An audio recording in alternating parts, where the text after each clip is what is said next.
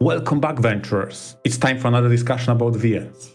I am MR, and together with Tauros, we wish to discuss the topic of series spanning multiple entries in it, some of which are VNs. We have prepared a couple of examples, one of which is very deep and close to my heart. But since it features a heavy dose of love and romance, we needed to bring in the expert in that field, the love guru himself, Therustyfountain. Welcome back to the podcast. Thank you so much for having me back on. Why don't you let everyone know a thing or two about yourself, Rusty? Yeah, sure. So again, my name is Therustyfountain. I make content mostly on YouTube. I publish videos whenever I remember my password. And then occasionally I go live on Twitch as well. And that's pretty much it. I make content focused mostly around like romance and anime, visual novels, games, etc., etc. But occasionally you'll see other stuff as well. Lately, some stuff about certain character archetypes, right? Yes, I did just start a brand new series, the first ever true series on my channel called Let's Talk Tropes, where I'll be discussing different tropes. And I started with tsunderes, and the next one will be yanderes. Ooh, nice. 2 heavy hitters right off the bat. Looking forward to it. Thank you. In which case, I don't know exactly when the episode will get released, but depending on our scheduling, it may even already be out by the time anyone's listening to this. So that's either something to look forward to or something to reminisce about. Yep, exactly. We will find out then. In either case, please check out Therustyfountain. Yes, but not right now. Not now, because we are doing an episode about visual novels and how they tend to interact in series and the various ways that this can manifest for fans' enjoyment or perhaps not for fans' enjoyment. So you mentioned a few series already, MR, right? Yeah, the examples that we've prepared are, for like an example, the most straightforward series would be the everything here is the VN. So a Necopara would be that.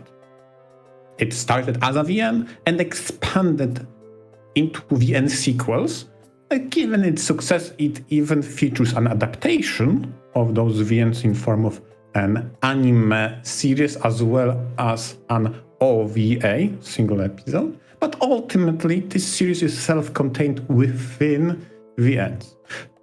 To contrast that, we have wait a second. Fate. One moment. Because, Necopara has also spanned several years and also has several entries. And it had the original, and it's had the numerous sequels. It also had a prequel, right? Necopara, what was it, Yes, 0? and all of those are VNs.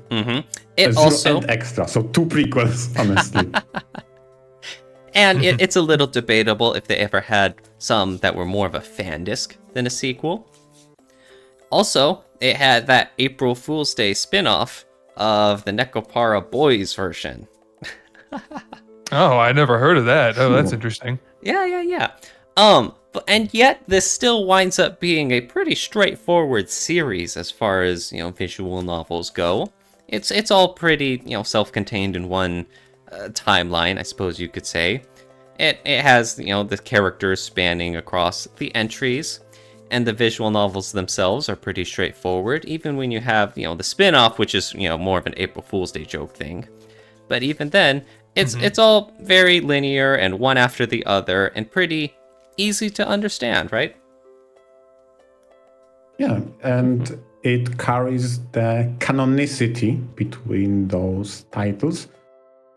Due to the fact all of those VNs don't really have multiple endings. They coalesce into the same point at the end. So that's how they created the continuity. Now, the only exception to that rule could be the anime series, which is a spin-off. So it doesn't really follow the main timeline, so to speak. But other than that, everything is straightforwardly linear. Who knows what the future brings with the Nekone gacha that they are developing? We'll see. Or possibly Weep at some point, even. We'll see. to contrast that, another type of a series is the one that mixes it up with media, with Fate being probably the largest example of that. What started as a VN with its sequel Hollow Ataraxia now has everything. I wouldn't be surprised if there are even titles in a media I haven't heard, like Radio Station Fate.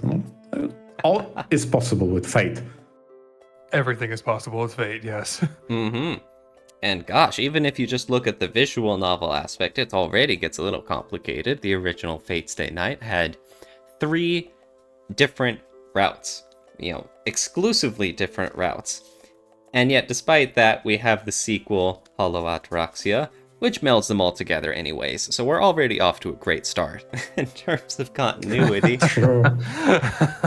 Yep. And then we've got the prequel Fate Zero, which jumped out of the whole visual novel sphere, and instead it's presented as a light novel and as an anime series. And so to any fans that wants to learn more just strictly about this original, I guess you could say, Fate timeline, like, we're already jumping through hoops to find different mediums. And, you Lucky, do you think that you enjoyed it just as much or the same? Or what were your thoughts about Zero being a different title than just the visual novels before? For me, yeah, just personally. I've never read the visual novels myself. I've just seen the anime. Oh, sorry. No, it's okay. So, I don't really have any opinion on the visual novel aspect of it. I think that Fate Zero as an anime is fantastic, but I have not read the visual novels myself. Actually, that helps out a little because the Fate was also turned into an anime adaptation a few different times, actually. And yes, multiple times. Yeah, and on the one hand, there are some fans who think that Fate loses something. You lose a lot of the inner monologue or the deeper themes, or the pacing is not as good, or, there are all sorts of typical problems that you usually see in any sort of adaptation, but it being an anime does give it a new avenue for lots of fans to jump on board and to enjoy these works, and in this case, to even tie it to Zero, because, like you mentioned, you've just seen all the anime adaptations, and that, led you from one to another, right? Yeah, so I don't know that I would have even started on the Fate series if it wasn't for the anime adaptations. It's just, that's how I originally discovered them. I think that's the best thing about adapting these visual novel series into an anime is, like you said, it brings new fans into the series that may otherwise have never checked it out. Even though I read, those novels, other people may not, right? So they may never experience these series if it wasn't for these more, I guess, mainstream adaptations.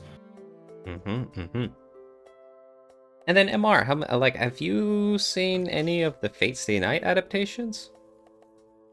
Yes, and before I tangent into a different series, I want to just briefly mention that probably the one example of series that have VNs that converted the most people probably might actually be Steins Gate, not Fate, because that's another example of a series that has VNs in original but got an adaptation, etc., etc. But going back to Fate, yes, I've seen the adaptations.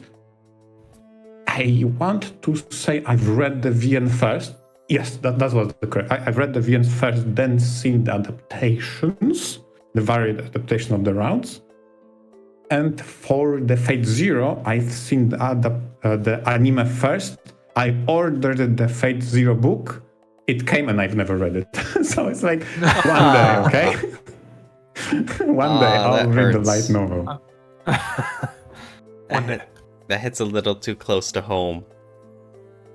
Buying physical goods, buying visual novels to add to my backlog, and thinking, I'll get around to this one day. You never do. Yeah, and oh no. exactly. And Fate Zero has been written by Gen Urabachi, so one of my consistently favorite director, scenario writer. So I definitely immediately bought the book, waited for it eagerly, and then lost all motivations to read it once it arrived. Yep. Ah, been there. I think it might actually be unfortunate timing, or maybe fortunate, unfortunate, depending on how you look at it. Because at the time when I was waiting for the arrival of the book, I've got into the manga of Fate Kaline Liner, and I've been all of that. Again, I've an never seen that example. one. Okay, this is an example of the series having even more media. In this case, is the Kaline Liner, which is a spin-off of sorts that takes inspiration from the original Fate Stay Night game, visual novel, and turns it into a magical girl show. Yeah, Fate is definitely the series that's the most famous for being the most confusing in terms of, where do you even, like, if you're going to look at the series, like, look at every medium it's been in, like, where do you even begin if you haven't seen it, right? Like, I mean, there's literally games, visual novels, manga, anime, there's all sorts of stuff. So, yeah. But on the one hand, and as I've mentioned this before, I think that ironically gets played up to a strength of the Fate series, is that none of the spin-offs, all of the separate stuff, aren't necessary to enjoying like the main timeline, I suppose you could say. Because the main one, there's Fate Stay Night, and then the Fate Hollow Ataraxia, and then Fate Zero. And those are the ones with like the consistent timeline, the prequel, sequel, original.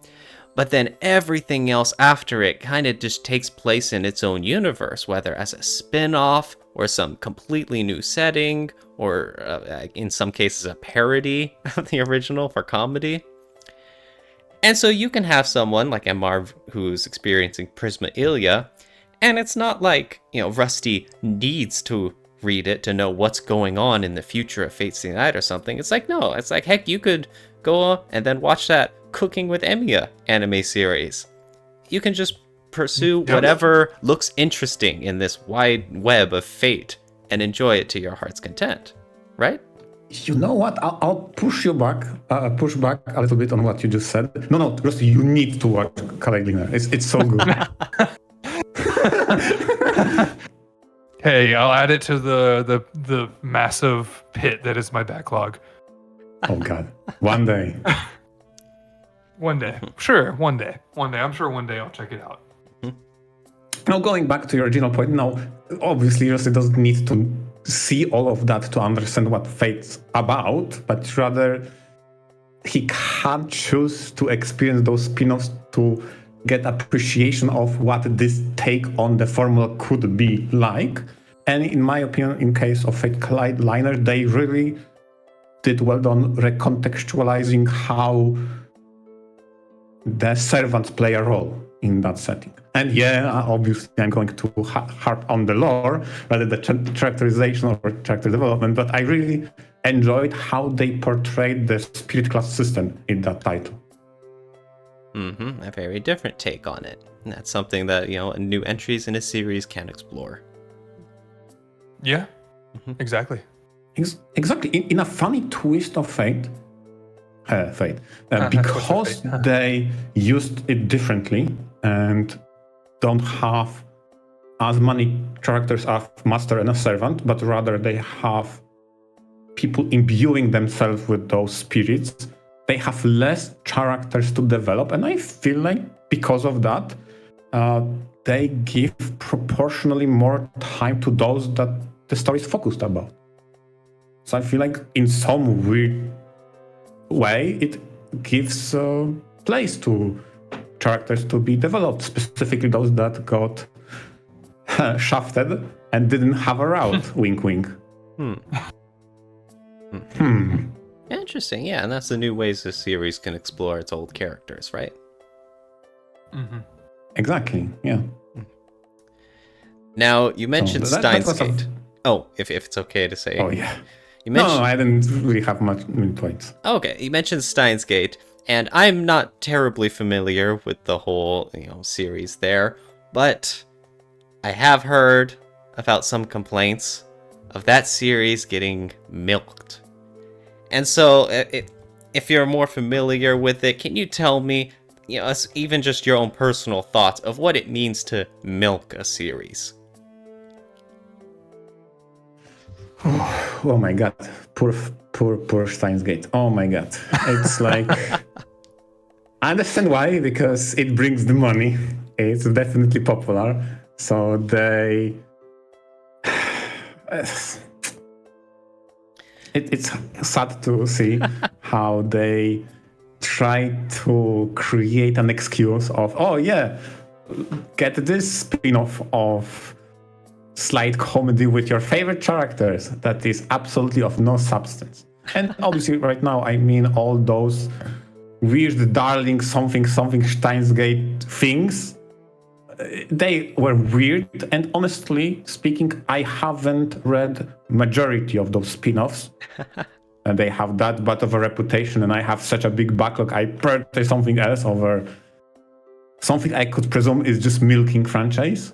Going back to the main entries, so Steins Gate has one entry that was started it all, Steins Gate, and got after some time a sequel. And that sequel felt a little bit that they are not, they hadn't well thought everything out in that sequel, because it adds a lot of bloat and has that feeling of, okay, they are definitely milking the story for all it's worth, because it is absolutely hilarious how many, in my opinion, unnecessary routes, endings, etc. they added to Story of Steins Gate Zero, which after getting turned into an anime, they got an anime adaptation, they cut out all the bloat and it became better for it.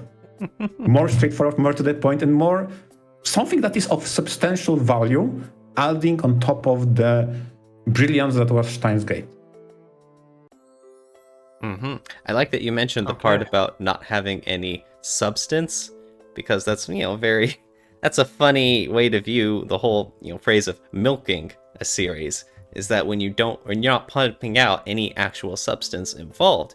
And that, it's funny, but yeah, I think that is the crux of it, is that when you have, I guess you could say a good beginning of a series, a good entry, and then there needs to be more. There needs to be sequels and spin-offs, but the original developers or writers or whoever wrapped up their story in the first entry. And so it's, where do we go now? And now it's purely writing a new story just for the sake of continuing it, right? Like what you're mentioning with this stuff, and rehashing the same content but in slightly different packaging, and not going anywhere new with the story. But on the flip side, milking it implies that people are still buying it. It's a weird, dichotomy where somehow lots of people are buying it and apparently enjoying it, but on the flip side, you also have lots of people complaining about it. And it's like, well, which is reality? Are fans happy with this, or are they not? There's so many topics you open with that question. First and foremost, I feel like in case of Steins Gate, they actually found a very plausible excuse to create Steins Gate Zero that had an opportunity to expand on what Steins Gate did. But the way they went about it, they bloated so hard that one premise, that one opportunity. And in my opinion, the anime proves it by removing so much bloat and fat out of that and just leaves the essentials. Oh, and then you're like, okay, now that makes sense. This is an expansion of that original story that fits. But if you read the visual novel, you'll be pulling your hair out, thinking where this is going, why? That's probably the most common question we'll be posing, why? Not who or how, but why? Why would you? It was a mess.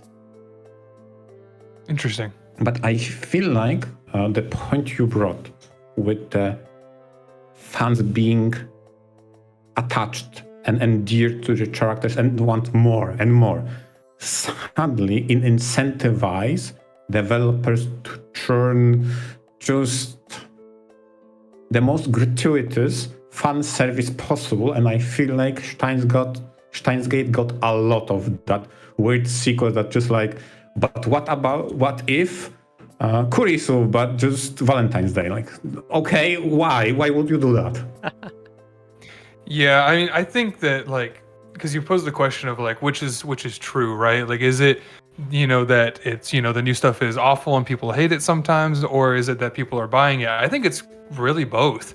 I think that even the people that hate it crave more new good content for it. So even if they don't know even if it has a bad rap, they're still gonna buy it in hopes that maybe they like it more than others, or maybe the bad rap it's gotten is wrong. So I think it's kind of a combination of the two. Crazy. So you make a point in which a customer would vote with his wallet, and even if the average score is low, but it proves that there is still a want of give me more, but please make it good this time. Exactly. That kind of message. Okay. Yeah, it's kind of like, hey, like I still want this. This sucked, but like give me more and make it good next time. That's getting a little delusional. Oh no. Yeah. And then the next thing comes out and it also sucks, and you say, okay, give me more, but make it good next time. And then that's bad. And then give me more, but make it good, and then it's just a cycle. No. At some point, you have to drop something legit amazing. And that gets the fans' hopes back up. That can get you another few dozen cycles. And it also brings in new buyers. Yeah. Like me. Oh no. No. Oh my god. Oh, that's sadistic. But although Rusty, what can you tell us about what is it, the Date Alive series? Date Alive, yes. That is definitely one where there is the multiple different entries, the visual novels that I have not read, the anime which I have seen. There's a couple movies I think that came out between like season 4 and 5. I haven't seen those. But I've seen all 5 seasons, and it is definitely one that, well, they keep pushing out good content. They keep pushing out more content on it. And thankfully, it's one that I personally would say has still been pretty consistent on the quality from what I've seen from season to season. So thankfully, it hasn't gotten, from what I've seen at least, as much of the treatment of the just pumping out just for the sake of doing it. But also considering where we're at now, who's to say they don't start doing that going forward? And to quickly recap the setting on what Dal is about, it's a story about the main guy, protagonist Shido Itsuka, coming in contact with spirits and otherworldly beings that cause what is called a space quake. So kind of an earthquake that happens in the air, so to speak, and it devastates territory. And since that fateful day, he got dragged into solving the spirit crisis with the group. Oh my god, I completely spaced. The Yggdrasil. Right? What's this Yggdrasil? Yeah, and something like that. Yep. Yeah, the premise of this VN is you can defeat spirits by raw firepower or with the power of love. And that's why I love it. Exactly. Yeah. It is unapologetic in what it is, and that's why I like it. Like, some shows, upset me when they pretend to be something that they're not. Date Alive doesn't do that. Date Alive knows what it is, and it is unapologetic about it. And that's what makes it great. Many times over the course of its core story, it references dating sims and the way they present you with choices that affect the affection meters of the chosen heroine. And you see that played out in the story in real time, how Shido, not being sure what he should say to her, gets a pie chart of 3 choices, and the crew back at Fraxinus is voting on that. What's the best choice and the most one optimal for this scenario? And it's so hilarious, it begs for a VN entry. because the setup just reeks of visual novel, right? It's literally the perfect type of show to give a visual novel, exactly. And he has 0 Riz, so he has to have a team, give him Riz. Because he has an entire team dedicated to it. And yeah, but no, like you said, the way that they, even like in the anime, right, whenever he's with them, the way it presents the choices is just like it would be in a VN. So it's the perfect type of show to get an adaptation like that. And I unfortunately have not read it, even though I've owned it for like 2 years, but we're not going to talk about that. We'll get to that VN title in a moment, but I want to first confront you on the perspective part, because that is a series that spans multiple media, of which most important probably is the anime adaptation that adapts the book, the light novels. Okay? Yes. And in my opinion, this, as many adaptations do, can change the perspective of given characters. So for example, that's probably the one I'm most curious about. What's your thoughts about the, so to speak, the poster girl, the main girl, however you call Toka? My personal thoughts on her is that she's, to me, she's probably the most mid character in it, the best way to put it. Not that she's bad and not that she's great, right? She is probably the perfect poster girl because she's the most easy. I don't want to say easily accessible, but it's the most like it's the least polarizing character probably of all of them, right? So I think it's the right choice for the poster girl for it because of that. Doesn't mean, and again, that's why to me, like, she's mid because she's the perfect middle ground almost, right? Because some of the other characters I like a lot more than, or some of them I hate a lot more than her. She's that perfect middle ground, easy for anybody to like or dislike. You're probably not going to hate her or love her unless that's just, unless it, scratches an itch for you specifically. So I think it's probably the best, even though she's not the best, it's probably the best choice as the center stage, I'll give why I do the question momentarily. I just want to give you the timeline. So for me, I've watched season 1 and season 2 first in Dal, after which there were no more seasons. I went back and read all the books up to the completion of the series. After that, I watched season 3, 4, and 5 when they released. Okay? So first I've seen season 1, season 2, books, all of them, up to the end, and then season 3, 4, 5. And now go back to the talk and why I ask you. One of the defining pattern in Toka, specifically in anime, is how she is flippant. How even the smallest weird comment out of context can set her ablaze and change the meter from, oh, I'm so in love with the main character, into jealous rage. Which, combined with the fact that she's a spirit, is very destructive.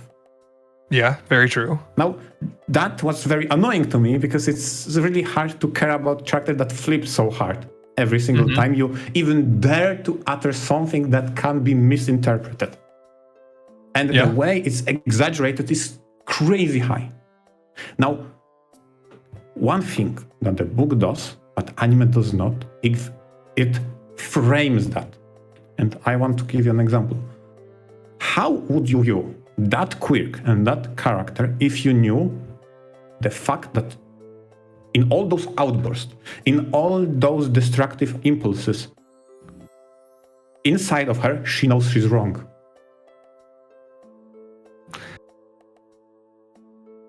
That's interesting. Because they don't really present. They definitely don't present that in the anime. They don't present her having exactly, and it's just like an outburst for the sake of it.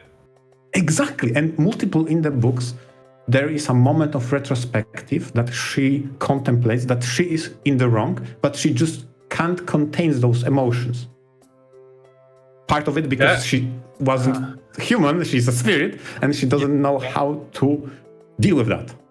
And that's the result. In the anime, all you see is just distraction and craziness.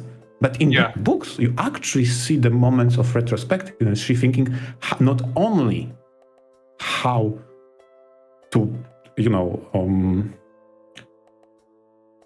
rebuild trust and build what she broke with those outbursts, but also how to do better. And you never see that in anime. That reframes the character for me so much.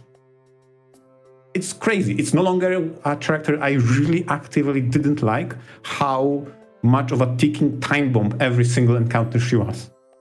Yeah. And the books... I can agree with that, because thinking back to the earlier seasons, because I'm in a similar boat to you, minus the books, to where I watched season 1 and 2 exactly. like back to back, and that, they were already out. There was nothing else. Then when season 3 came out, I watched it as it came out, and then I watched season 4 and 5 over literally the last 2 days. So thinking back to the earlier seasons, she was really just kind of, she changed over the later ones, and that's why, I have a little bit of recency bias on that. The earlier seasons, she was just kind of just like destructive and just kind of like very emotionally unstable in those first couple seasons. So, and they really, now that you mentioned, they really didn't frame it other than she's just, she's a spirit, she's crazy, not crazy, but she's a spirit, she's, and she's just, that's it.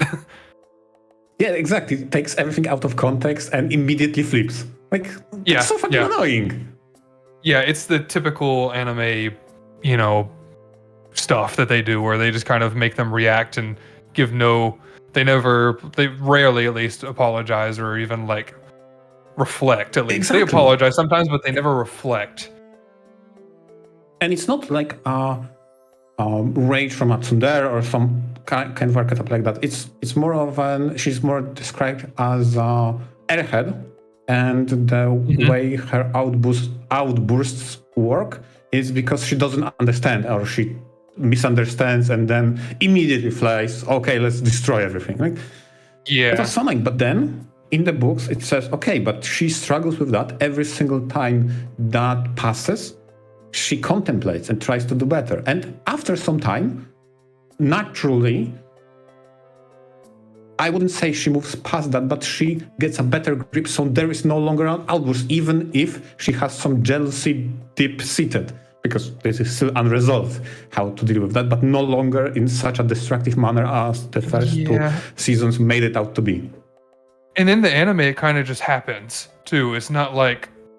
Exactly, and it's like, okay, she no longer destroys the world. Okay, I it's guess. like, okay, we just kind of, okay, now there's new people, so now we just kind of put her on the back burner, and she's still there, but she's no longer crazy, like doing these outbursts and stuff. Yeah, we have new characters. Okay, move on. She's sold. Bye. Go to the bench. Like, okay.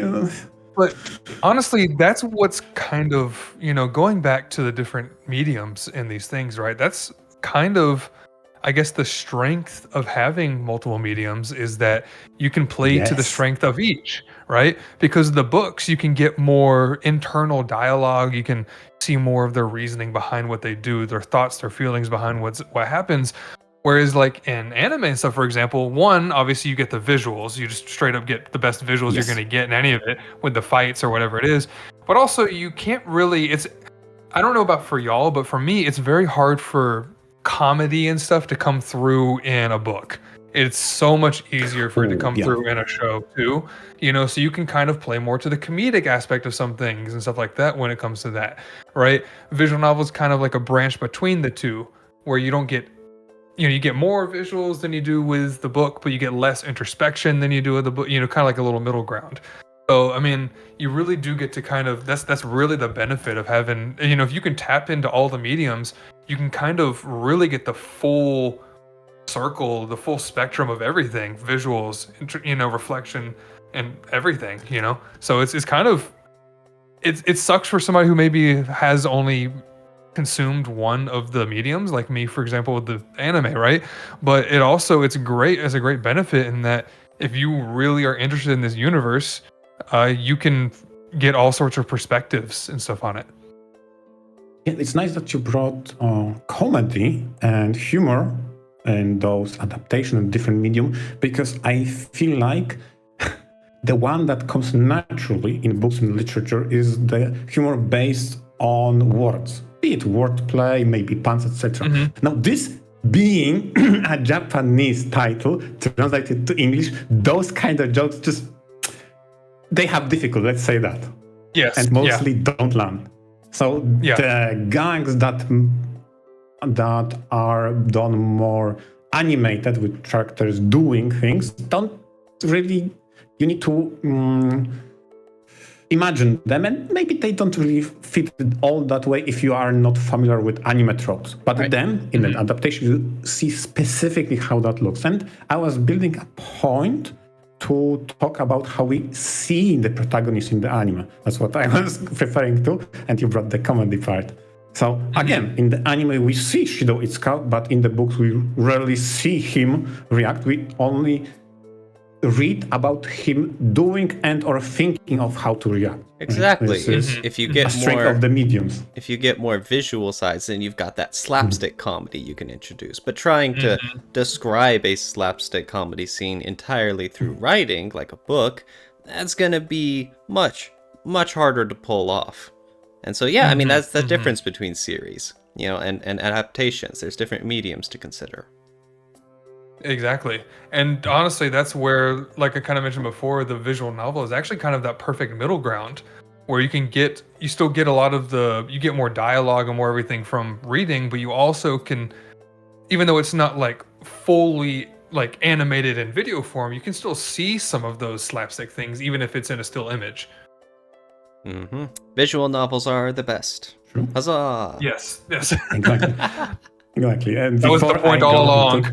Exactly. Because I'm building this point until we go into the VN part of the DAO. I wanted to bring a couple more examples from the book, one of which, it's hilarious, but you need to hear it, Rusty.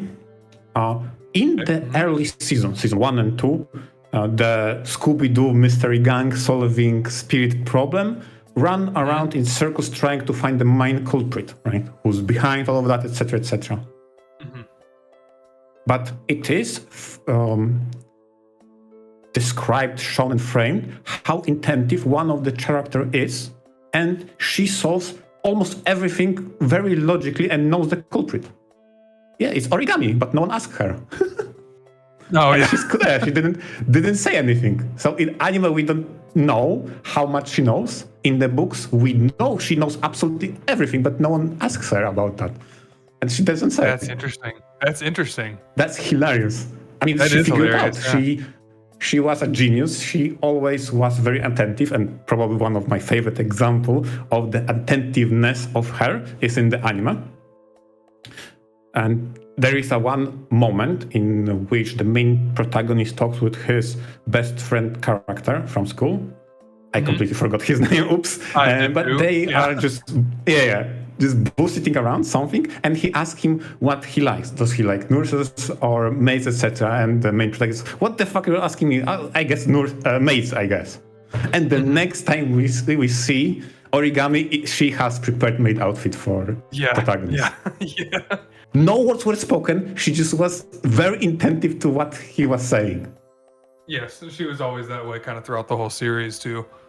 Exactly. And it's very hilarious that we read in the books that, she solved everything. Just she's not in the group as of now, right now, and no one asked her about the opinion. So she never divulged what's the culprit, what's behind the scenes. Like, what? That's incredible. That's hilarious. That's incredible. Wow. Yeah, and you don't get that in the anime, like you said. You don't have any idea.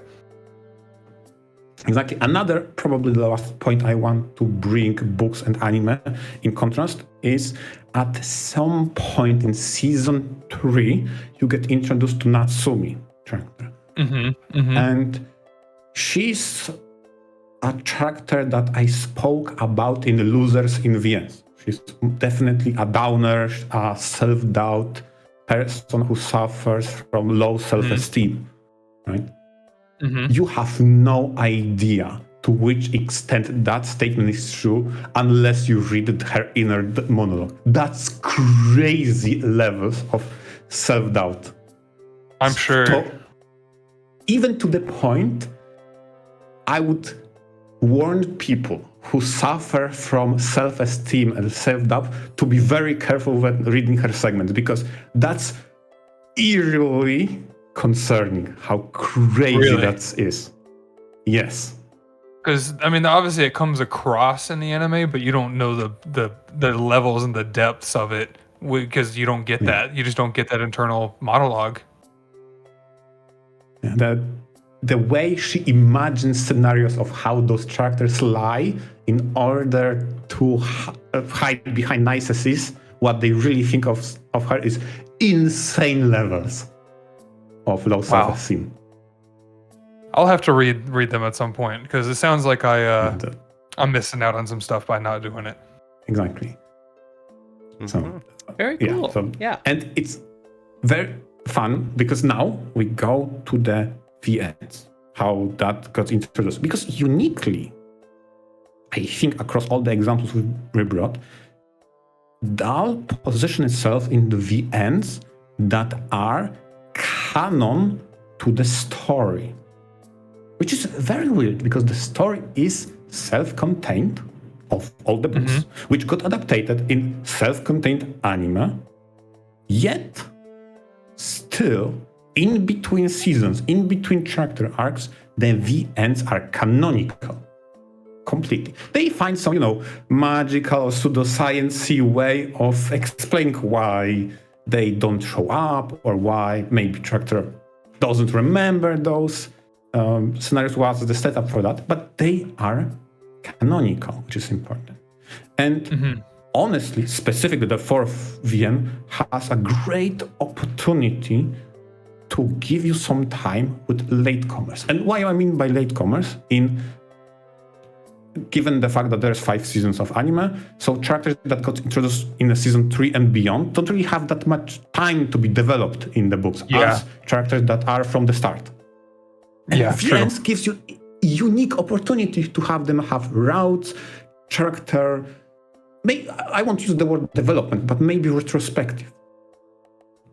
Because character development doesn't really exist in a VN that, while is canon, doesn't really show up in the original story for whatever convenient memory-induced reason, okay? But still, you get some very amazing moments how those characters think and interact. A good example of the third VN, the Ren Dystopia, is the setup. They are trapped into a Groundhog Day that rewinds and loops. And on top of that, there is a wish-granting excuse. There is a person who grants wishes like a genie. Like everybody gets 3 wishes. And obviously, in order to induce some drama, it's more of a monkey paw business. So, whatever you wish may not necessarily turn out as you want it to be. And in case of Natsumi, I think is one of the best freaking route because it shows how she even doubts the wishes themselves. That's crazy how she wished with a time limit of her wish because she worried that the wish granter would trick her somehow. So every single wish she makes saying, for one day, insert the name of the wish. So she doesn't need to cancel or work around for the wish. That's actually smart, though. That's super clever and smart. Like, smart. Wow. Yeah. And the way she wishes is trying to write her own character flaws, but with a time limit, so she has control over it. That's so intelligent, so smart, and yet so depressing at the same time because she's wishing for those self-doubts and deception mask that she has to, for example, go away. One of her wishes is, can I be honest for a day? That's crazy wish. Yeah, that's crazy. That is insane. And wow, that's... It sounds like I'm missing out on some content, so I definitely need to go read these because I've had them. That's why I don't want to say too much. Yeah, I'm gonna have to definitely go check these out. A lot of those wishes are very much in character of those ones, and probably the best selling point. I want to peel you on this VN, the fourth one. Although I recommend the previous 3 ones, those are solid, but I like the fourth the most. you get to Kurumi's wish, and she only has one wish. The only wish that matters. Oh, The spirit of origin to not exist. oh, And that's it amazing. happens. That's Wow. insanity. That's awesome. That And is so good. that's awesome. That's a honestly, I would expect nothing less from the best girl in the entire series. Yeah. You know? How that reshapes the entire world is spectacular. That's interesting. Yes. I'm definitely gonna have to go check these out because especially after I've watched 2 entire seasons over the span of 2 days, I'm definitely gonna have to I need to go find some more content on this.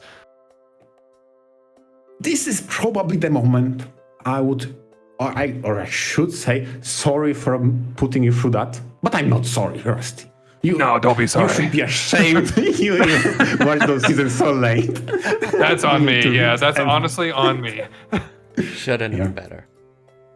Yeah, that's all my should have fault. known that. Mm-hmm. Yeah, that's all my fault. Now, It's all very cool. Very cool.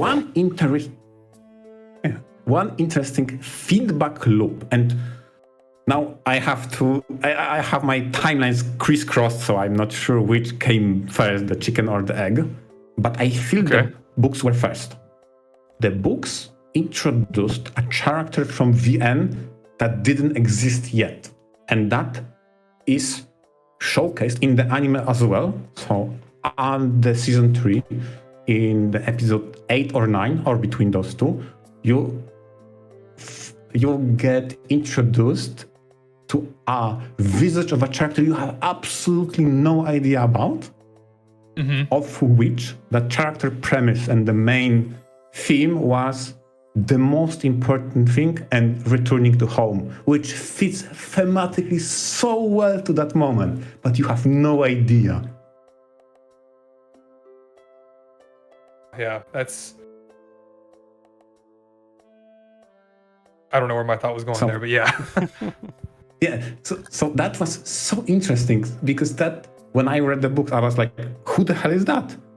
You have, as books tend to have the art pages sometimes, completely new character. You don't recognize it. The main character doesn't recognize it. That character speaks to you about the concept you have no clue about. And yeah, you want to know more? It's in the VNs that are canon. And this is the moment that it pays off to be attentive. Okay, because if I remember correctly in the anime, she's just kind of like there for a little bit and then she's just gone. And then I'm like, oh. Yeah. Exactly, but guess we're moving on.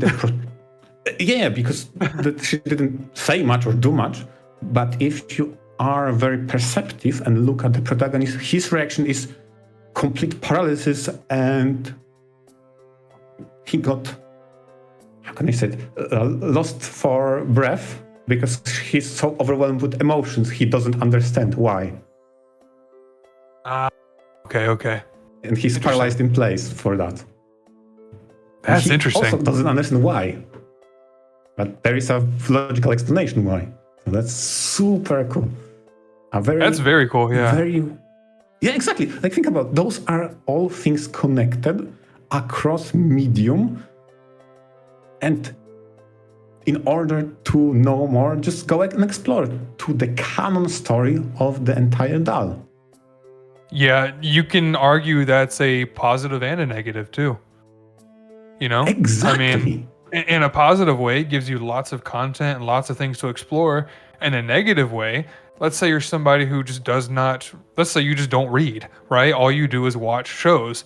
If you don't get it in the anime, they're never going to see it. And then they're going to be like, well, that didn't make any sense, Exactly. And if go step ahead of that and say, what if that story has never been translated in the way that anime got adaptation, right?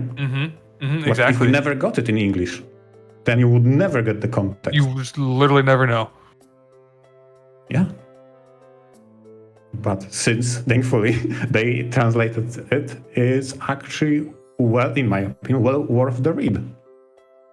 Another character that gets a little bit of a character development is one of, again, latecomers. It's Maria. Maria is in VNs. Okay. The one that you have seen from the season 5. Yes. Okay. Oh, interesting. Okay. Well, I guess you What? convinced me to go finally open up and read the visual novels that have been in my Steam library for forever. Yep. I definitely recommend if you're the fan of the series that it contains, again, less focuses on character development, but more of context and expanding those characters and give them moment to flourish. Specifically, I feel like VNs did a very good job giving an opportunity for characters to interact that they didn't have in the main story. But now, for whatever convenient excuse, now they have the opportunity to just interact and hijinks ensue.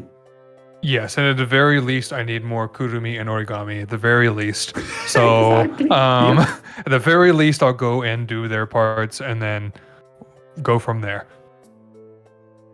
Yeah, exactly. That's a worthy goal. Yep. But yeah, us talking in the past about the DAL inspired me to make this episode to talk about the ends that are part of the series and uses that as a strength. Okay, so the DAL to give you new perspective, as well as you can read about what their characters are thinking about. Because obviously this is a medium that combines both text and visuals in addition to sound, obviously. Yeah, And I think feel overall like it creates a very neat package.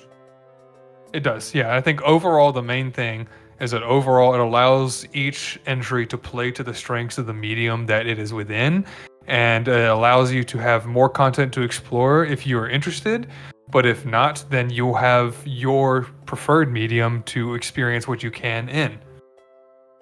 Yes, although having in those those options cases in those cases there's a very interesting negative also, because we need to be fair. Because characters don't really get development, if that's the only entry you read, you may be severely disappointed. Yeah, true. Yeah. True. Because the development exists outside of the VN itself. Here it's more of a, I wouldn't say an after story, but definitely an expansion to the main development that happened elsewhere. It's a bonus. It's some nice it's some nice gravy on top of the biscuit. You still got the biscuit, it's just a nice little extra gravy on top. Who knows? Maybe you'll find new cookies within. Hey, maybe you never know, right? Maybe you'll find pieces of sausage in that gravy that you love. I meant new characters because those actually get development. But sure, let's go with your analogy. Yeah. Oh my god, that was a good one.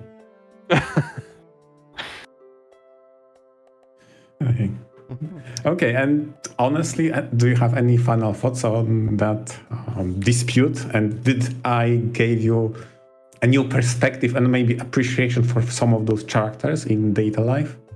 Yeah, I mean, I definitely now know that I have to go read some more. I need to start reading because there's definitely some good context and perspective in those that I didn't get in the anime. So I need to, go back and, or not go back, move forward and read these things I haven't read before. And I think, we kind of hit on I hit on all the points I wanted to say on it, essentially that, a lot, like I said before, overall, they play to each medium's strengths, and it gives you lots of content, and everybody has their own preferred, medium usually, and everybody gets to win because everybody gets their own version of the story, or not version of the story, but their own medium to experience what they can on it. Yep, exactly. In which case, that's a good outlook on it. That's very cool. And yeah, like you were saying, Amar, that sounds like a good note to end the episode on. Especially for all the awesome viewers, thank you very much for hanging out with us and taking a listen. And of course, huge thanks to Therustyfountain for dropping by and getting to be a part of this. Oh, thank you so much for having me. I really enjoyed it. It was nice to rejoin you after almost 2 years at this point. So thank you again for having me back on. Yeah, always glad to have you. We're glad to have you. Glad to have you every time. So see you in the future. And in the meantime, to all our listeners, since we talked about series, Rusty has new series, so go check him out. Thank you very much for listening in, and venture out. Venture out.